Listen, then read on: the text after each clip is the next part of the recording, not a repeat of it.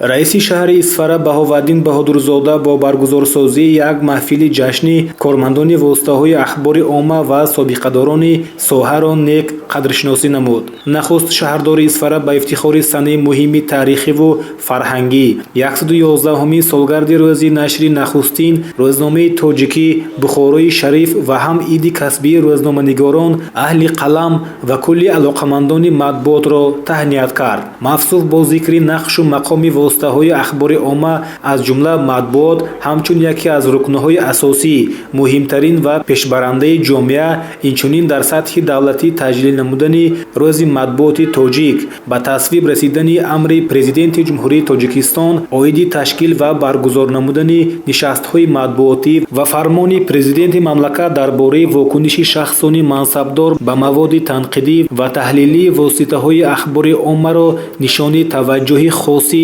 роҳбарияти олии кишвар ба ҷойгоҳи воситаҳои ахбори омма ва гувоҳи болоравии эътибори аҳли матбуот арзёбӣ намуд. Тавре зикр гардид, агар то соли 1991 дар шаҳри мо танҳо як рӯзномаи шаҳрӣ бо номи Насими Исфара, ки дар гузашта Коммунисти Исфара унвон дошт, ба таб расад, алҳол маҷаллаи адабию фарҳангии Ганҷи Исфара, нашрияҳои хусусиву идоравии имрӯз, Хазинаи маърифат, Навиди донишгоҳ, инчунин телевизиони Исфара, муассисаи ғайридавлатии радиои Исфара, намояндагии муассисаи давлатии телевизиони Сафина фаъолияти босамари эҷодӣ доранд. Ҳар яке аз онҳо дар доираи имконоти эҷодӣ ва техникии худ фазои иттилоотиро пур карда дар самти инъикоси ҳаёти ҷамъиятию сиёсӣ, иқтисодию иҷтимоӣ ва фарҳангию маънавии шаҳр кор мебаранд. дар вохӯрӣ қайд карда шуд, ки рӯзноманигор бояд ҳамқадами набзи замон бошад ва он чӣ ки даврони истиқлолият, сулҳу ваҳдати миллӣ ва дастури ҳидоятҳои асосгузори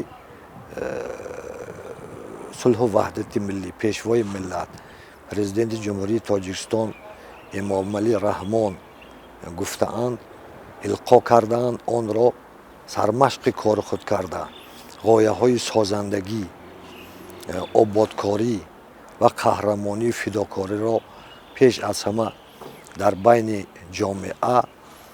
бояд паҳн намуд. Зеро ин ғояҳо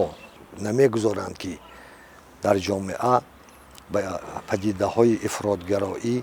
ва падидаҳои терроризм роҳ дода шавад. Инчунин қайд карда шуд, ки бояд рӯзноманигорони Исфара, онҳое ки даст ба даст қалам мегиранд, таърихи пурғановати ин диёрро, мавзеъҳое ки дар гузашта дар он авлодони мо муқим буданду имрӯз ба гӯшаи фаромӯшӣ супурда шудааст, онро ба рӯи қалам оварда дар дили мардум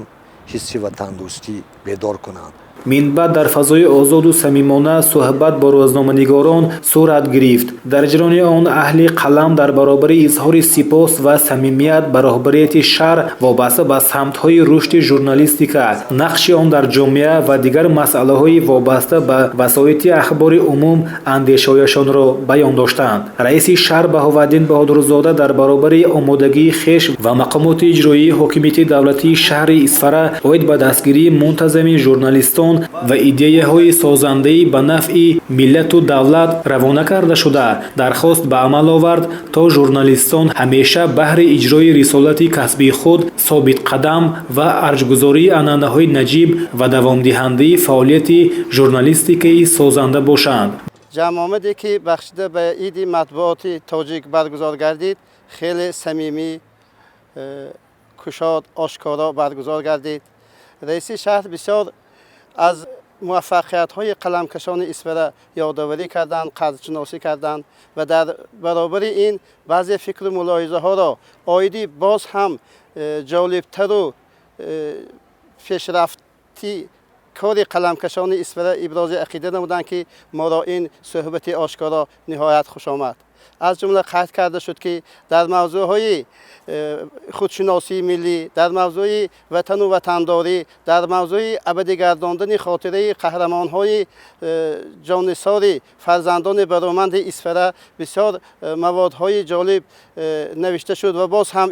در این سمت کار را باز جانا کردن لازم بودنش را قید کردن. البته ما قلمکشان در نزد خود وظیفه گذاشتیم که در کار تربیه وطن دوستی، در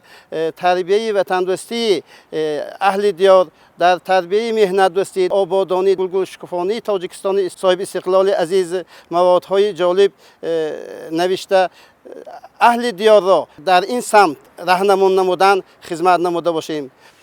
بعداً در فضای تنتنوی همه ژورنالیستان با تحفه‌های خاطره‌ای و ایده چند با سپاسنامه قدرشناسی گشتند. مورد به ذکر است که در عرفه روز مطبوعات با تشبث بواسطه رئیس شهر بهاءالدین بهادرزاده با قرار مربوطه مجلس شهری 12 مؤسسه‌های تعلیمی به نام شهیدان مناقشه‌های مرزی گذاشته شد. در این ردیف مؤسسه تحصیلات میانه عمومی رقم 74 نام ژورنالیست شناخته اقبال تشایف را گرفت.